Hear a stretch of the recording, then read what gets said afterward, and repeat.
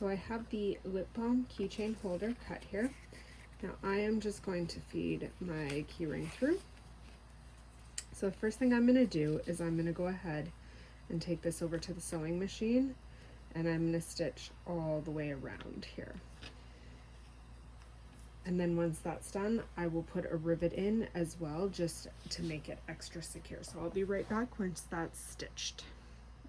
So I've stitched all the way around here. Now I am going to go ahead and I'm going to put a rivet in here. It's not really necessary, but it does have a nice finished look with the rivet.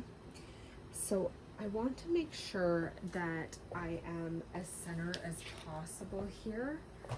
So I just want to take a quick check. So right about here. Just going to use my finger as a guide and punch that hole. So I've got my hole punched. Now I have to change the tool. Take out the hole punch, screw in the rivet application, and pop in the bottom. Now the long post I'm going to put on the right side.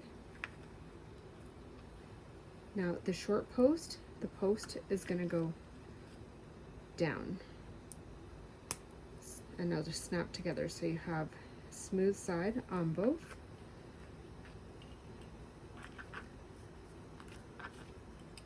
And you're just going to place it in and you're going to punch it, and that'll flatten it out, make it nice and secure.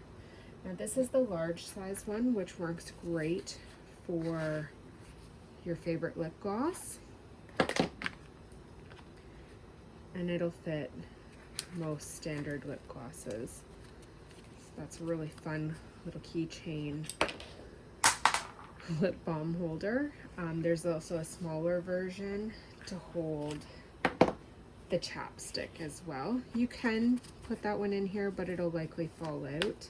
This is a nice large size for the lip glosses. So you can find that listing available on my Etsy shop. Please like and subscribe to the video if you want to see more content. Thanks. Have a good night.